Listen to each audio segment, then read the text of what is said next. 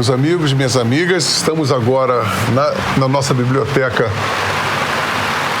no quadro a biblioteca fica ali do lado, mas o negócio é o seguinte, Lobão na biblioteca, na verdade, hoje nós vamos começar com um ciclo que nas conversas aqui, nós fazendo no Filosofal, eu cheguei a ventilar o fato de que houve determinados personagens, pessoas que forjaram a minha própria persona, meu caráter, a minha conduta pública, e que foram todos invariavelmente iconoclastas. E eu enumero entre eles o John Lennon, o Nietzsche, o Nelson Rodrigues, Salvador Dalí. Deve estar algum deles, deve ter algum outro fora desses aí, mas esses são os mais presentes da minha vida, com toda certeza. E então, na série Iconoclastas, eu vou ter que subdividir essa série porque, por exemplo, eu optei começar com o Salvador Dalí. O Dalí foi uma pessoa muito importante e eu tenho uma série de informações para dar do Dalí que não vão caber só nessa primeira etapa. E eu ganhei do meu sobrinho, meu amigo Pui, que está fazendo esse vídeo aqui, que fez minhas capas, ele é um puta, e dentre outras coisas também é um tremendo designer, artista plástico, gráfico. Eu ganhei esse tarô aqui já há uns 2 anos, né, cara? Uns 2, 3 anos. E eu tô chocando ele, porque eu tô numa fase absolutamente taróloga, com vários tarôs que eu tô estudando. Mas eu deixei ele, eu tô abrindo ele hoje, exatamente agora. Tô abrindo ele para poder dividir com vocês as minhas próprias surpresas em observar um tarô do Dalí, que à primeira vista pode parecer para uma pessoa desavisada, se está se tratando do artista plástico, o cara ele vai ter uma abordagem simplesmente artística em relação ao tarô. E como o iconoclasta que era, eu começo a verificar que não, ele tem 78 cartas, tem os 22 arcanos, 56 cartas dos arcanos menores, tudo certinho, né? Maravilhoso, a pintura, o acabamento plástico é lindo, maravilhoso, e para quem conhece mais ou menos a linguagem do tarô e sabendo as diferenças que ocorrem gráficas de um tarô para outro, de Marcelli pelo Wade, o Etela, entre outros tantos, né? Eu aqui em casa tenho pelo menos uns 8 baralhos diferentes. E pelo ponto de vista psicológico também, porque o Dalí era um cara aficionado em psicanálise, ele se encontrou com Freud, o Freud meio que mudou a vida do Dalí. Ele chegou a escrever uma carta para o Breton, que era o chefe, né, do movimento surrealista, mostrando toda a importância da observação do Freud em relação aos pintores e do inconsciente coletivo, que depois migrou para o próprio Jung, né? Então, eu acho muito interessante tudo isso. Eu acho que eu vou dar uma pintura sobre isso, vamos dizer assim, determinadas cartas que estão nitidamente subvertidas pela genialidade do Dalí. Por exemplo, a número 1, porque a do tolo, a do bobo, ela não tem número, né? E também já é completamente subvertida, porque geralmente toda carta do tolo é um rapaz dando um passo para o precipício. Algumas variações, um tem um cachorro que grita, outro não sei o quê, mas todos têm isso. Aqui não. Aqui parece-me um cara num cavalo, parece ser um santo. Há outras coisas, nós verificamos que são personagens. Por exemplo, o próprio mago, The Magician, é o próprio Dalí, é um autorretrato do Dalí, com aquela cara esbugalhada dele. A Imperatriz, por exemplo, está na cara que é um retrato da mulher do Dalí, a Gala. Inclusive, é um quadro já do Dalí sampleado, porque ele sampleou várias coisas. Por exemplo, tem outras coisas interessantes, que a rainha de paus é a Maria Antonieta. Estou vendo isso agora, interessante, coisas interessantes. O diabo é interessante, porque geralmente o diabo, nas cartas de tarô, ele é retratado com chifres, pelado, né, com seus órgãos genitais à mostra, e geralmente com Adão e Eva acorrentados, e sempre com pentagrama. Aqui, ele se assemelha muito mais ao tolo, né, ao bobo, que é um cara dando um passo para o precipício, só que ele está segurando o que ele deve considerar um símbolo de transmutação, uma borboleta. Todos os...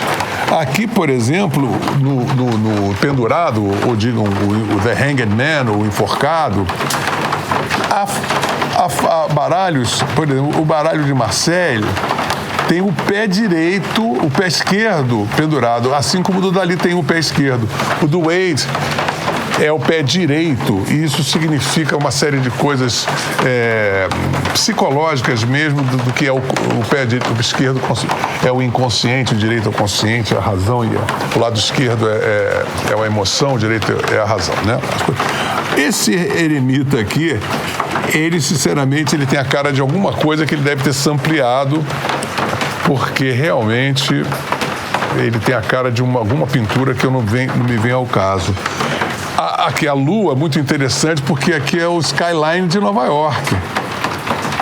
E que é um luar que tem lagostas e uma série de símbolos que provavelmente, eu conhecendo muito já a história do Dalí, posso imaginar que nenhum...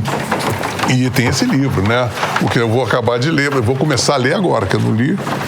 E ele dá todos os detalhes em 3 idiomas. Está em espanhol, em castelhano e em português, né? E é um livro espetacular. Esse livro é interessante, que o Dalí, ele começou a se fascinar pelo tarô e se aprofundar no tarô já com 70 anos. Esse aqui é dos anos 70, né? E é tudo muito feito, olha só, é tudo feito, imagina. Nós vamos depois visitar várias arestas do próprio Dalí, desde as entrevistas que ele deu, a expulsão dele, olha aqui a cara, a expulsão dele do movimento surrealista, ele como ave da dólar, ele como ser escatológico, ele como grande gourmet. Eu tenho aqui, depois a gente vai ver no outro capítulo, a culinária de Dalí, que é sensacional. A minha primeira mulher, a Liane, ela tinha tudo, eu aprendi tudo basicamente com a Liane. Ela tinha um livro raríssimo, que é The Craftsmanship, que ele é ensinando o traço do Dalí, toda a técnica de pintura do Dalí. E tem o Confissões Inconfessáveis, que eu considero que é um livro para a pessoa se iniciar no Dalí, que é uma entrevista que ele deu ao Robert Powell. E esse livro está na Amazon, se vocês quiserem, está lá. E é um livro fundamental para você conhecer a personalidade do Dalí, que é um ser catalão, e que é muito fronteiriço já a influência francesa, tem Cadaqués, tem perto de Portligat, perto já lá do sul da França, e a rixa que ele tem com o próprio Picasso, que é andaluz, e essa coisa do catalão com andaluz é muito flagrante, e dá para se entender muito a razão de todas essas dissonâncias entre esses dois grupos espanhóis, né? Então, eu estou mostrando para vocês coisas que eu estou achando muito interessantes dentro de um artista. E o que é mais importante é que eu tenho conversado muito sobre a necessidade do artista ser um agente provocador, e tem muita gente que me questiona por que provocar. Porque o artista, se não provoca, não é artista. Então, você vê uma questão assim que eu considero arquetípica dentro de um artista que provoca, que é um artista com todas as letras maiúsculas, que é o Salvador Dalí, que tem dentro, e é interessante o respeito que ele vai ter dentro da intenção de subversão de uma coisa que ele necessariamente teve que mergulhar, estudar muito, profundamente, todos os arcanos, todas as possibilidades, isso aqui não tem fim, né? Para que depois ele se arvorasse a confeccionar o seu próprio baralho. Porque tudo aqui, ele poderia chegar e despejar um monte de informações absolutamente desconexas, simplesmente contanto com um trabalho plástico, né, pictorial dele. Agora, quando você vê as esfinges, por exemplo, aqui na carruagem, ele tira uma coisa, retira do significado da carruagem. A carruagem ela é toda simétrica, preto com branco, dois elementos de tração. Às vezes são um leão e uma águia, às vezes são duas esfinges, às vezes são dois equinos, às vezes são duas vacas, mas são dois e dois. Aqui, por exemplo, você só vê uma parte de um sarcófago, por exemplo. Eu acho que está mais para sarcófago do que para esfinge. A própria carruagem parece-me um touro no meio.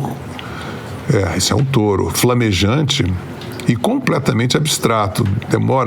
Parece meio uma arte até do folclore brasileiro, de boi-bumbá, essas coisas assim, é lindo. O céu retumbantemente azul, mas tira a simetria do que é uma coisa de subversão do próprio significado da carta. Do pouco que eu sei, né? Essas coisas todas... porque cada coisa, nas cartas de tarô, para quem não conhece, cada detalhe, cada pintura, cada objeto, cor... vocês estão vendo, tem um significado muito específico. A ordem em que as cartas se dispõem, tanto na parte junguiana, por exemplo.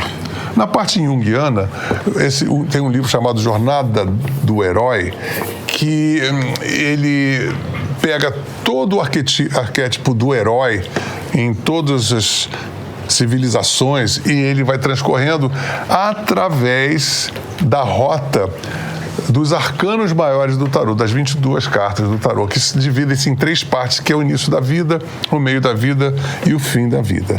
E todos os percalços e aventuras que um ser humano pode enfrentar e ter que resolver. E são coisas interessantes, por exemplo, tem correlações. A Imperatriz, que é a carta 3, tem a ver com a justiça. E a justiça, que é a carta 8, ela foi levada pelo tarô de Wade, com o número 8, para o lugar em que ela é naturalmente colocada, que é a carta 11. E a carta 11, que é a força, foi do lado da carruagem. Isso são alterações e variações de vários tarôs.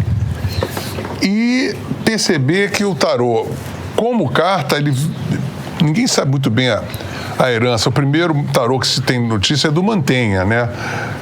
Que foi em 1400 e não sei o quê, depois de origem cigana, tem origem egípcia, tem outros que tem origem oriental, origem não, mas influência oriental. Mas é interessante porque, basicamente, o tarô é uma coisa extremamente ocidental e, inevitavelmente, católica, porque nós temos o Papa, que depois os tarôs da Golden Dawn, que é a Idade Dourada, né, que na verdade é um movimento que foi fundado pelo Aleister Crowley, que é toda uma geração de místicos ingleses, e esse tarô do Wade é da Golden Dawn, e é o mais famoso de todos, depois a gente destrincha, que subverte, de certa forma, a questão do entranhado catolicismo do Papa.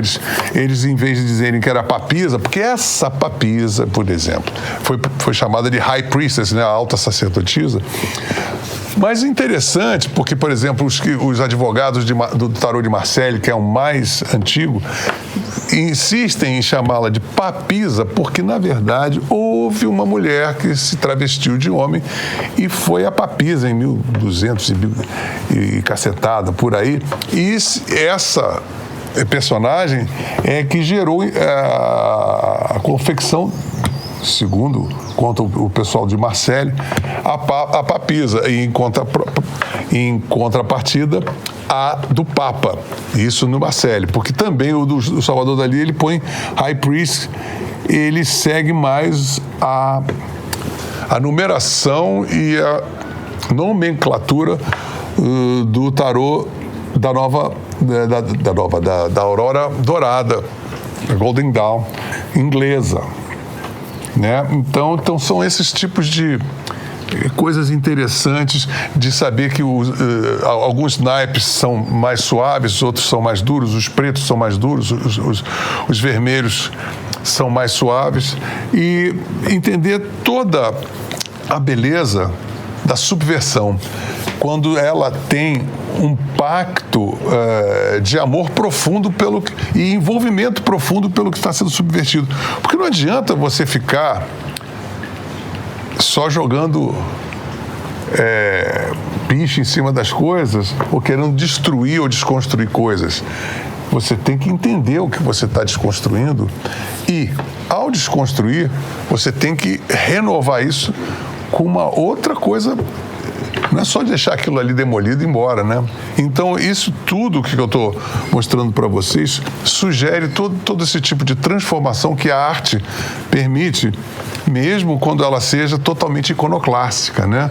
Ele é um dos maiores iconoclastas do mundo e olha o que nasceu, né? É o Shiva, né? É a destruição para o renascimento. E aqui, nesse microcosmo, que na verdade é a construção do baralho, de um artista que decidiu construir um baralho, essa é a grande mensagem, não a leitura das cartas. A mensagem artística nisso é justamente isso. O envolvimento, o amor pelo seu ofício, o amor por aquilo que você vai destruir, ou seja, o amor, ou seja, um profundo envolvimento e dentro disso um profundo respeito, para que daí você sim tenha total autoridade, envolvimento e talento, para que daí você possa fazer algo parecido com isso. O tarô de Salvador Dalí. Eu acho que por hoje está dando para o gasto. A gente volta com Dalí ainda, porque eu quero mostrar a culinária, eu quero mostrar esse livro do Robert Powell e quero mostrar mais algumas outras coisas que fazem o próprio envolvimento no movimento surrealista, e com isso a gente pega também o movimento surrealista, o manifesto com André Breton e tudo mais, que é muito importante para a gente entender também outras coisas. E aí depois a gente vai para os outros iconoclastas, que tem muita coisa por aí, tá bom? Um beijão para vocês.